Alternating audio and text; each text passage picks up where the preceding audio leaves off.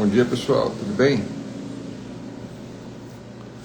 Sejam bem-vindos a mais Uma Coisa, nosso devocional diário, segunda a sexta-feira, às 7 da manhã, ao vivo, aqui no Instagram. Meu nome é André Rangel e nos próximos minutinhos a gente vai compartilhar um pouquinho da Palavra de Deus, pedir a Deus direção, orar, juntos. Que bom que a gente está junto aqui nessa manhã. Que Deus te abençoe desde já, nessa terça-feira, deixa eu lembrar aqui o dia 26 de maio, terça-feira, 26 de maio, amém. E já estou aqui com o meu devocional aberto e vou convidar você também a participar comigo. Todo mundo bem? Como é que você está acordando hoje? Que Deus abençoe sua vida também, amém. Graças a Deus. Bom dia, Ana Paula, Tereza, Jussara, Paula, Juliana, Denise, Carlos, Maria, Beth, Léo. Tudo bom, Ângela? Deus abençoe. Felipe, Rossano, Lili. Deus abençoe, Camila. Que bom que a gente está junto. Mais um minutinho a gente começa com a leitura do nosso devocional. O tempo está passando rápido, né? Já estamos aí quase terminando mais um mês de maio, chegando no meio do ano de 2026. Que bom que Deus tem nos dirigido, nos guiado, nos abençoado. Que Deus te abençoe hoje também. Agora que eu ver que esse casaco aqui parece que é uma coisa militar, né?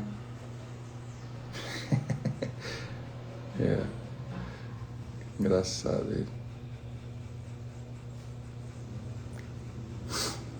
Tudo bem, Carla? Ricardo, bom dia.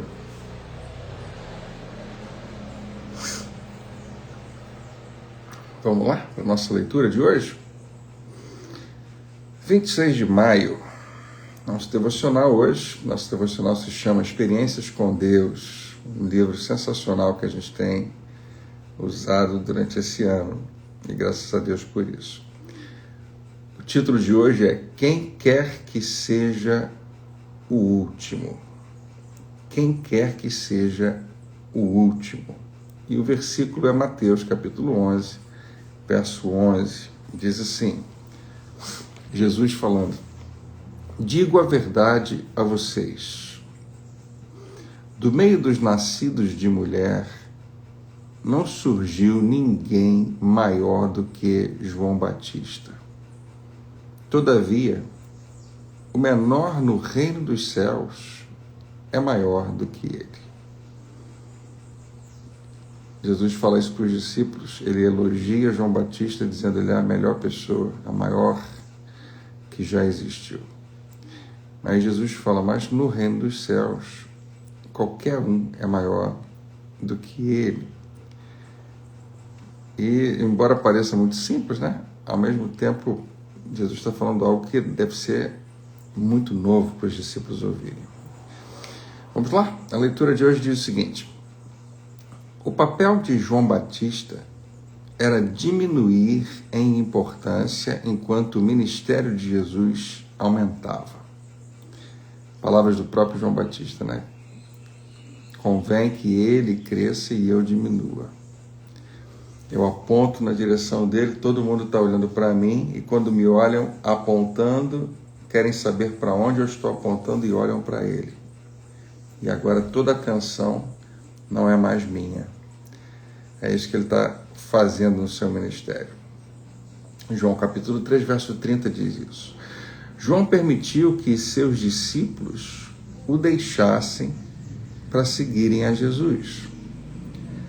Seu ministério durou apenas cerca de 6 meses antes que ele fosse preso injustamente e executado, vítima de um monarca cruel. Ainda assim, Jesus disse que ninguém que veio antes de João seria maior no reino dos céus. Moisés tinha partido o Mar Vermelho Elias tinha ressuscitado mortos e trouxe fogo dos céus. Isaías escreveu um livro reverenciado das Escrituras. Mas João alcançou a todos eles na grandeza, João alcançou a todos eles na grandeza no reino dos céus, no pouco tempo de serviço que lhe foi dado. Jesus está comparando João a todos esses grandes homens. Incrivelmente, Jesus disse que temos a oportunidade de sermos ainda maiores no reino dos céus do que João Batista. Ele anunciou, a vinda de Cristo, mas nós, como cristãos, temos Cristo vivendo em nós. Devemos lembrar que servir a Deus é o maior privilégio que podemos ter na vida. Servir a Deus, mesmo na menor tarefa de todas, é uma honra muito maior do que merecemos. A João foi dado menos do que 1 ano para completar a sua missão. E ele o fez com tudo o que tinha. Nós temos a oportunidade de permitir que Jesus realize seu trabalho por meio de nós, de tal maneira que coisas maiores do que as que foram feitas por João Batista sejam feitas por nosso intermédio. Nosso encargo é o mesmo de João, exaltar a Cristo e ao mesmo tempo negar a nós mesmos. Ao que possamos fazer isso com o mesmo fervor de João Batista. Amém. Muito bom. 26 de maio, essa é a nossa leitura. Jesus está falando sobre João Batista e João Batista fica sendo o tema dessa nossa meditação nessa manhã de terça-feira. E como o próprio texto diz, né, João vem com uma missão muito específica. Ele vem com a missão de anunciar Jesus.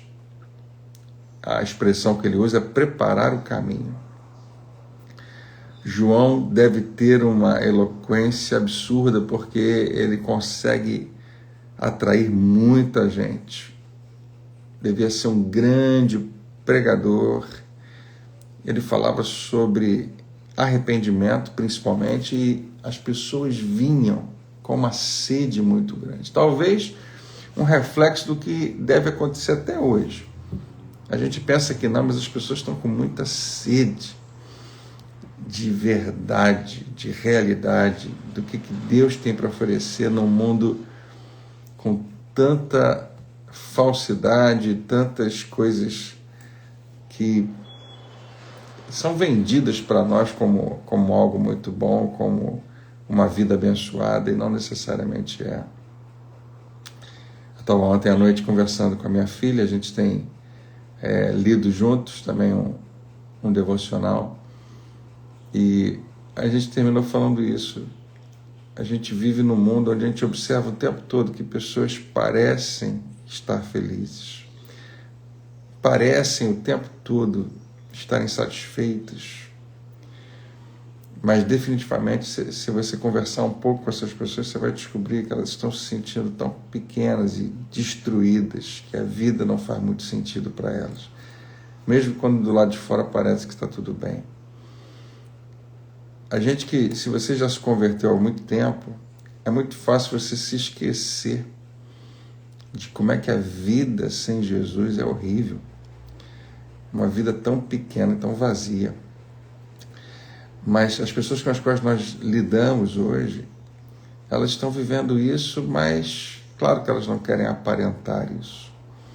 Estou falando isso para você porque nós temos uma missão muito importante, uma responsabilidade muito grande de anunciar Jesus, assim como João. E você não precisa ser tão carismático e eloquente e capacitado como um grande pregador, que talvez João Batista fosse, mas ainda assim essa missão está lá, para você, onde você estiver, do jeito que você estiver, ser alguém que Deus pode usar, que Deus pode ter como instrumento nas suas mãos para tocar e abençoar a vida de alguém. E quem sabe até transformar a vida completamente. de uma pessoa. Eu olho para esse texto de hoje e eu penso que é muito interessante quando João apresenta Jesus. O primeiro momento que Jesus aparece ali no Jordão é a primeira aparição pública antes do seu ministério começar. E a primeira frase que João diz é tão forte, tão determinante. Ele fala, eis. O eis significa, vejam, é o Cordeiro de Deus que tira o pecado do mundo. Nunca talvez essa frase tenha sido falada, nem nenhuma parecida com ela. E ninguém mais poderia ser objeto dessa frase senão o Senhor Jesus. O Cordeiro de Deus. O povo que estava lá, os judeus, sabiam o que significava o Cordeiro de Deus. Aquele que vinha da parte de Deus para sacrifício.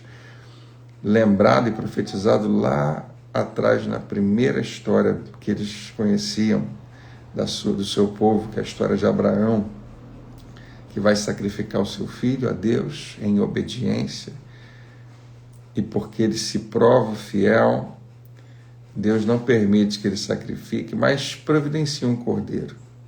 Ele, o próprio Deus, providencia o sacrifício. E fica profetizado ali justamente isso, que por causa do gesto de Abraão, Deus parece que tem agora legalidade para fazer o mesmo por nós, para sacrificar. E o Cordeiro de Deus, quando o pessoal olhou e viu um homem, viu Jesus, não era um animal, né? Talvez ninguém tenha entendido completamente. É um sacrifício, o Cordeiro de Deus vai ser morto. Mas ele fala uma expressão que diz que tira o pecado do mundo, que não apenas é sacrifício pelo pecado, que cobre pecados, que precisa ser refeito.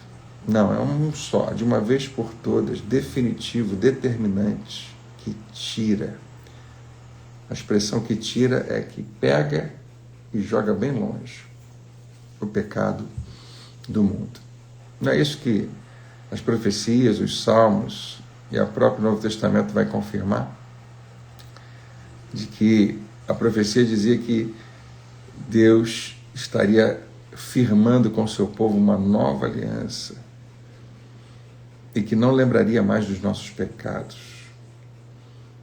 O salmista fala no Salmo 103, quanto dista o Oriente do Ocidente, assim ele afasta de nós as nossas transgressões, bem longe. O próprio Senhor Jesus várias vezes vai dizer qual é a sua missão, sua responsabilidade ali. Na última ceia ele fala, este é o cálice da nova aliança, no meu sangue para a remissão de pecados, para que vocês sejam completamente livres do pecado. Quando João Batista fala o Cordeiro de Deus que tira o pecado do mundo, eu acho improvável que todo mundo tenha compreendido a grandeza, mas era uma revelação gigantesca.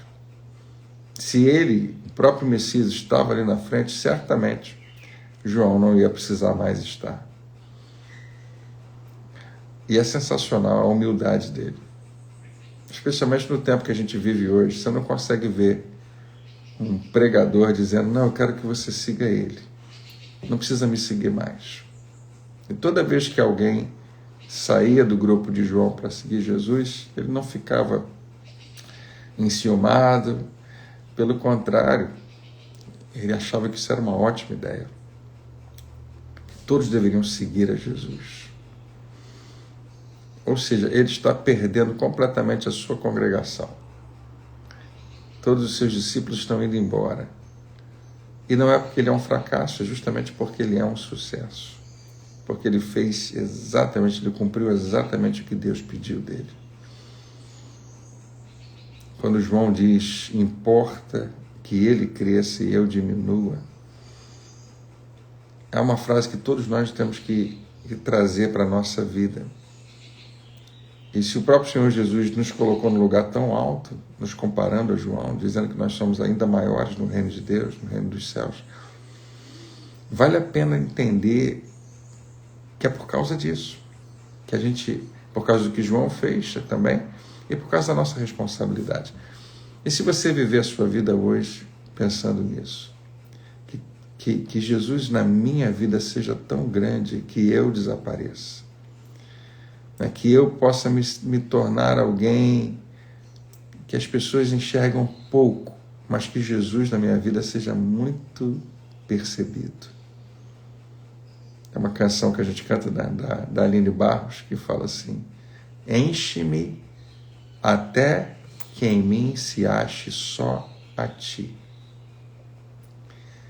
Que ninguém se enxergue mais apenas André, ou Daniela, ou Camila, ou Luciana, ou Márcio, ou Vanessa, ou Gláucia.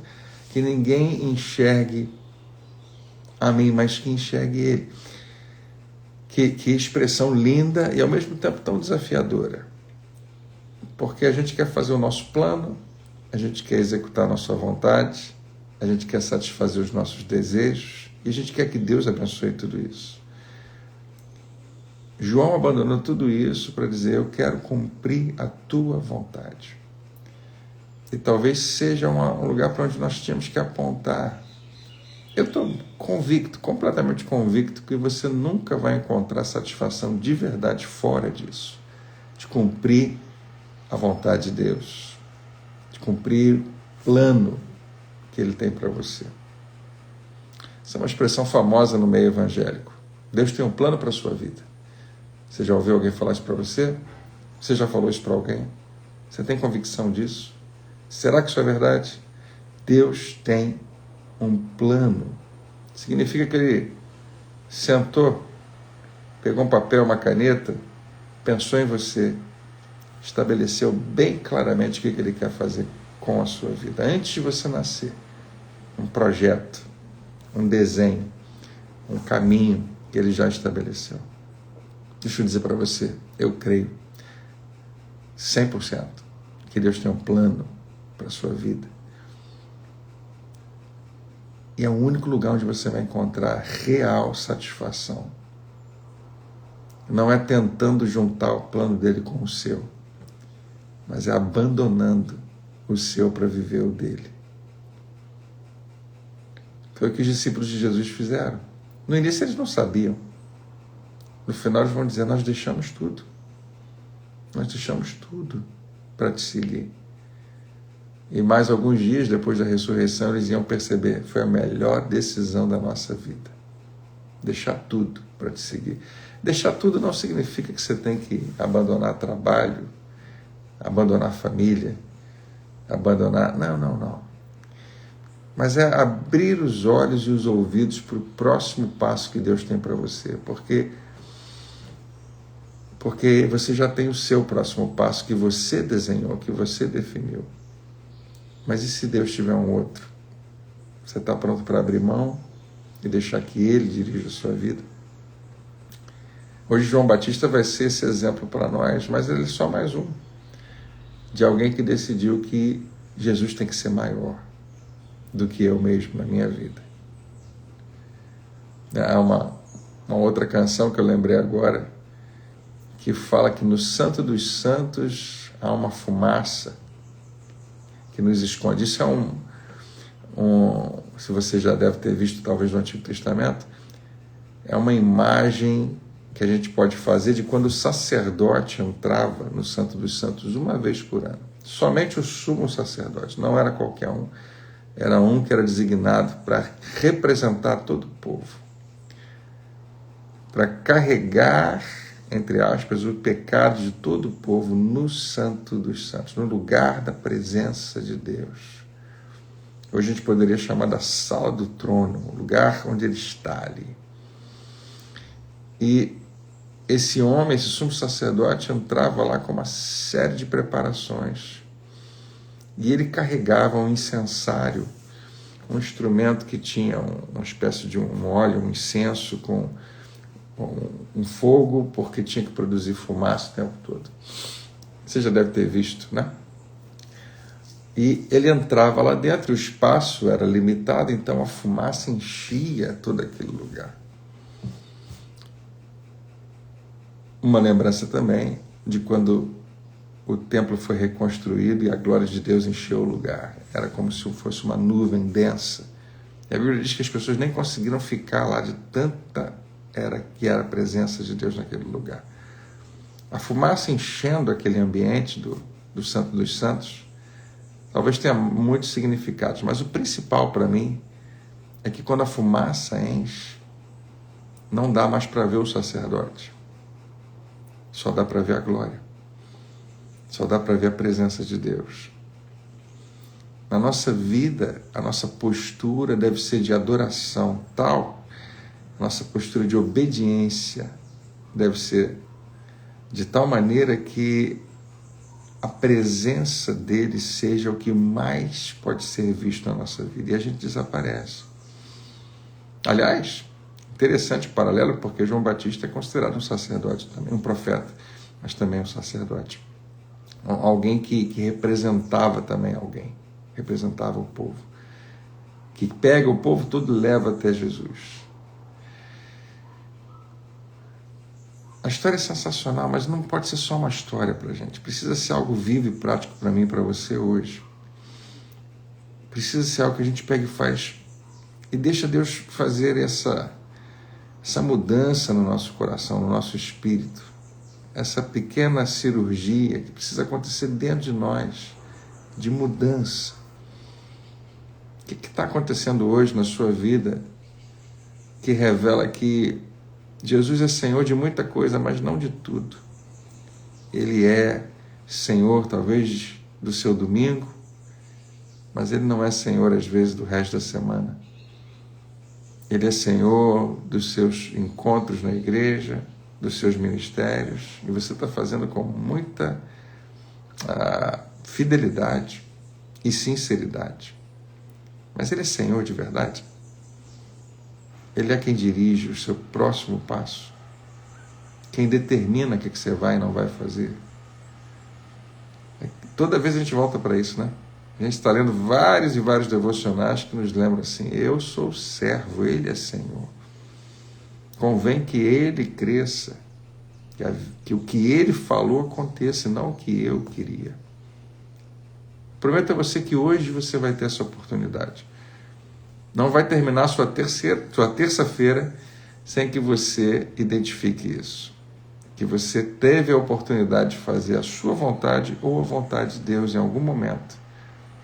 E você teve que escolher quem vai mandar, quem vai ser o Senhor diante daquela circunstância. Vai te fazer muito bem obedecer Jesus.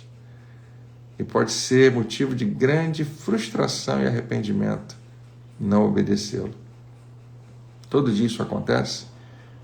Garanto a você que vai acontecer hoje. E a escolha é sua. Todo dia vai ser sua. E quanto mais você decide por Ele, mais Ele cresce. Menos de você. Mas isso não significa que você é anulado. Não, você é glorificado em Cristo. Amém? Pai, muito obrigado por mais um dia. Obrigado pela Tua graça, pela Tua bondade, pelo Teu amor imenso. Nós nunca vamos compreender como esse amor é gigante sobre a nossa vida. Mas que a gente possa receber e aceitá-lo na nossa vida.